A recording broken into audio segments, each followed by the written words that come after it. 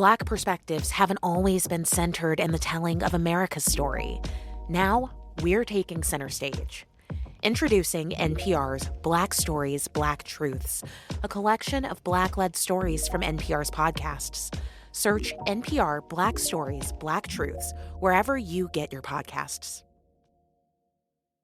Support comes from Mercedes-Benz of Buckhead, where the power of electric meets the power of Mercedes. Introducing a lineup of electric vehicles, the EQB, the EQS sedan and SUV, the EQE sedan and SUV. The vehicles are all electric. The feeling is all Mercedes. Mercedesofbuckhead.com.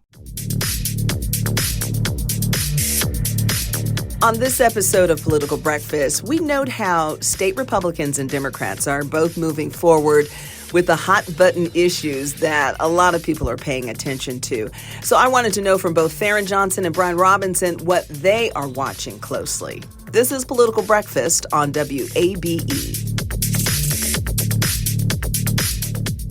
Okay, guys, let's just jump in. The state legislator doing what they do now. What are you watching closely at this point? I know it's early on and things, as we know, change very, very quickly. But Tharon, starting with you, what are you watching closely at this point? Well, as a lobbyist, you get through the first week of the session, and that's when, you are looking at the posture. The governor sets the tone with the state of the state. But before the governor has the state of the state, the Georgia Chamber of Commerce has an exit issues breakfast. And it's a, well-organized breakfast. Shout out to the Mercedes-Benz Stadium. We had it on the field, and that was the first time I actually been able to, sit mid on like 50-yard line, 45-yard line on that field. It's just an amazing stadium. But you heard the governor, but more importantly, you heard the Speaker of the House, John Burns, and Lieutenant Governor Burt Jones talk about their initiatives. And so the breaking news from Speaker Burns, we'll just start with him, is that he articulated what B-Rob has been talking about for a long time on this podcast, as I can remember, for over 5 years. And he made the indication, he said it, like, we're going to look at a pathway that's feasible and long-term, that's financially sound, to look at how fully expanded Medicaid in Georgia will benefit. And so that, to me, sends a strong message to the healthcare industry and also the many Democrats and a few Republicans that have been talking about that for many years. Then the second thing that sort of just kind of reemerged, I know we're going to get in that in a minute, is that, we had heard a lot about the governor. I mean, the governor pretty much said it last year that he was going to lead the effort on tort reform. And I know Brian will probably give us a little bit more kind of behind the scenes. But it was sort of an eerie feeling that morning at the chamber because, the rumors were kind of out there and people were saying, hey, wait, is the governor really going to walk back his full support? And I mean, he still mentioned it, to be fair to the governor. He still mentioned it at the Exit Issues breakfast, but it was just not that overwhelming sort of support that we thought. And so, Georgia Trial Lawyers Association, that is a very, very strong organization in the state of Georgia, I think is still prepared and was prepared to really fight this issue. And so to kind of take our listeners inside the Capitol. And so once you get past the first week, sports betting crept in there, but I feel like we've talked a lot about sports betting, but it was, some movement there, I think, from the Senate. And so now you get into budget. And what happened last week in Georgia is that all these legislators, the departments, the constitutional officers went before the budget committees and made a sort of case of why they needed more money or why they wanted to reallocate things just, here and there, redistribution of funds. And they all made sort of really good pleas about how they feel like their budget items will strengthen Georgia and create their priorities. And so, boom, now you're coming into back the full week, which has already kind of started this week. And now the two things that we're kind of hearing, of course, is what's going to happen with Medicaid expansion, who's going to actually try to move that forward. And then I know Brian has a lot of insight on this, is now that the governor has sort of, somewhat kind of walked back a little his full support on tort reform. And then Lieutenant Governor Burt Jones and other Republican state senators came out last week, and said, no, we're moving forward with it. And so those are the two things that I think there were kind of hot button issues. And so again, Brian will focus on Medicaid expansion, of course, where Republicans are on tort reform. But the other issue that I think is extremely important, and I'm hearing it from my family, my friends, the conversations that B-Rob and I have when we're out in the community, is the sort of commitment that's never sort of wavered, but it's always been there. But women and men talking about how reproductive rights for women, reproductive freedom, a woman's right to choose, abortion rights, is going to, become more front and center at the legislature here in Georgia because, Lisa and Lily, it's become more front and center in the presidential campaign, where you look at what President Biden and Vice President Harris did this past week, making this a very sort of center point, a very, very core messaging point, a part of their campaign. You're going to see the local groups in Georgia, I think, reactivate and become more visible at the legislature and at the Capitol. When it comes to stuff that's moving through the General Assembly, I'd like to touch on a few of the things that Tharon brought up, because I think it tells kind of a bigger story. He talked about tort reform and the Senate taking it up, even as Kemp was kind of stepping back a little bit from his full steam ahead comments that we saw from him last summer to, hey, this is complicated. Let's study this over the next year and then come back in 2025 with some recommendations. So what you're seeing here is kind of a product of being in a second term governorship. It is different than being in the first term, particularly when you've got unitary control by one party of both the legislature and the governor's office. In that first term, everybody's rallying behind the governor, and, differences are sort of tamped down, kept out of the public square, because there is a common interest in seeing the governor of your party reelected, particularly in a state like Georgia, where the governorship is so incredibly powerful. Brian Kemp is a very powerful man, given the way our Constitution is structured.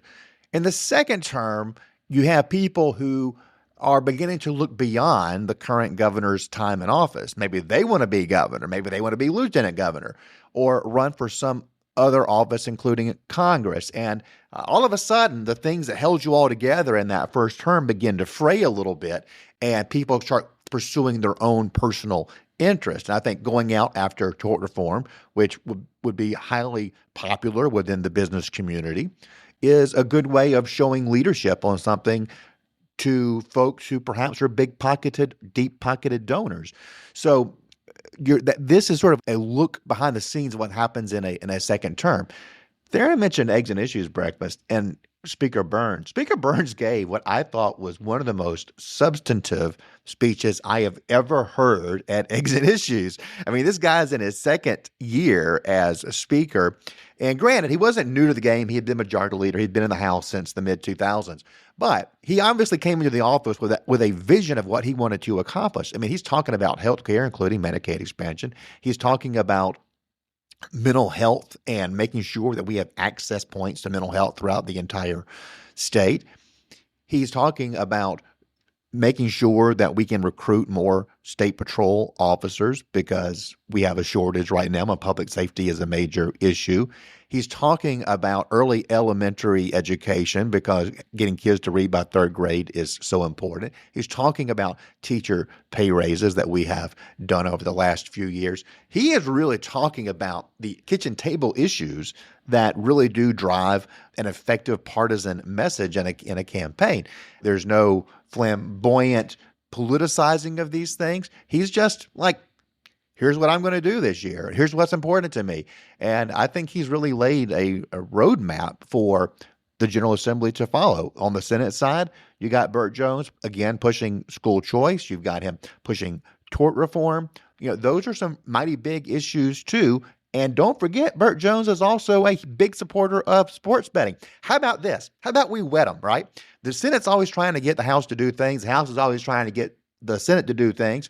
House is pushing Medicaid expansion. Burt's pushing sports betting. How about we push sports betting as a way to pay for Medicaid expansion, right? Like, marry those two priorities together. That may be a strategy that we see develop as time moves on in this session. Are you talking to folks down there? Is it likely that might happen?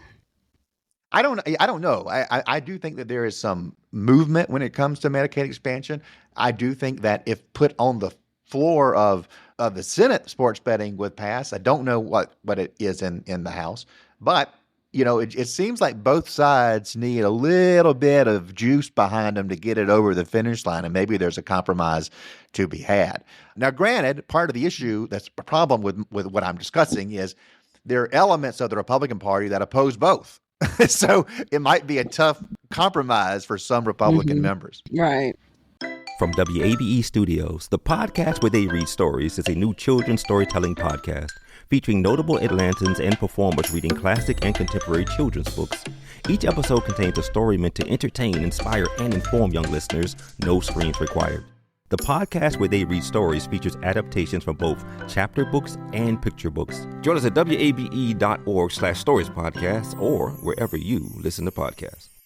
WABE. The world has changed, from shifts in power to a mental health crisis.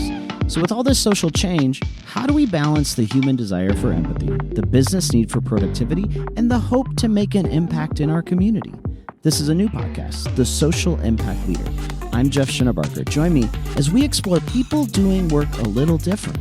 Available every Wednesday at wabe.org/podcast or wherever you get your podcasts. WABE. I don't know. A lot of discussion goes down in those hallways down there, and I know, Tharon, you spend some time down there.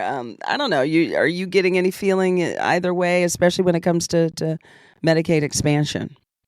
Lisa, B-Rob just did a really good job of taking our listeners into, sort of in a very sort of brief way to all the political sort of maneuvering that's going on and the risks that are involved. I mean, look, this is a very powerful governor. I agree with him on that, which is why you see a lot of people be very, very careful about how they treat him and what they say about him, and also the First Lady.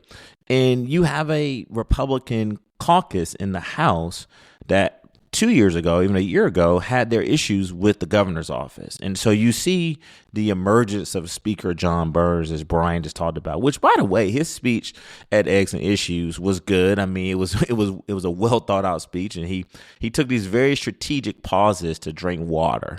And unlike Marco Rubio, who we remember his infamous water drinking, the speaker's got a little swag. He was sweating. He was sweating, but the speaker kind of pulled that little water. I think it was a Dasani water, and he drunk it. And then to Brian's part, because he has that that rural swag, it brought you in. And then from that point on, for me as a lobbyist, and your clients were there, you don't need to tell them. You don't need to send an email out and to say, hey, what is the House going to be prioritizing, right? With Burke Jones, again, we're giving the Georgia Chamber a lot of credit on this podcast, but Lisa, it was the first time in a long time. Late Speaker David Ralston would always use the Eggs and Issues breakfast as an indicator, right? You would kind of walk away knowing what his priorities were going to be, and he would, he liked to have people sort of on their toes, and he'd do a little head fake every now and then. But no, Burns was like, "This is it. Don't even set up a meeting with me. This is what I'm going to do."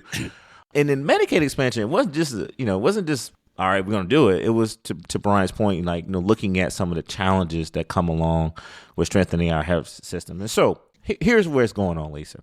And all the lobbyists who listen to this podcast, they know this. And Brian knows this too, because he's, not a lobbyist, but he's down there and he's worked in the governor's office. We got a long way to go. And what I think you're seeing is everyone is putting out, all right, well, when you come meet with me, if you don't come talk to me about A, B, C, or D, in this case, Speaker Burns, I want to talk about Medicaid expansion. Lieutenant Governor Burr Jones, I want to talk about sports betting. I want to talk about tort reform. Speaker Burns is like, hey, let's also talk about more funding to really deal with the mental illness, that we have in this state, that we need to put more funding. They pretty much have laid out what their priorities are. Here's what you got to watch.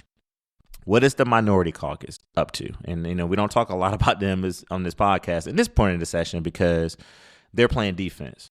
Shout out to the House leaders in the Democratic side who went to the well in the first week and talked about maternal mortality, Lisa, which we cannot forget this. This is still very, very bad in this state when we have women of color, particularly black women, who are experiencing this. The caucus has also talked about Medicaid expansion, but how much do they want to be involved in that negotiation? Third thing that the minority caucus is going to continue to look at is sports betting, right? Brian just gave some free advice. In 2024, I'm all out of free. I don't get no more free advice on this podcast unless you're going to pay me. But what B-Rob just did is now sort of, Lisa, you talk about taking people in, you got to figure out how you're going to pay for all this. And can you bring revenue from sports betting, which, by the way, needs-based scholarship is in there, rural education facilities, institutions, technical schools, all of this is in there. So now if you can figure out a way to marry the two, where revenue that's going to be generated from sports betting can then help pay for full Medicaid expansion, it just gets into the details. And so I think right now everyone has pretty much been dealt their hand. And in poker terms, everyone got their 2 cards and no limit hold'em.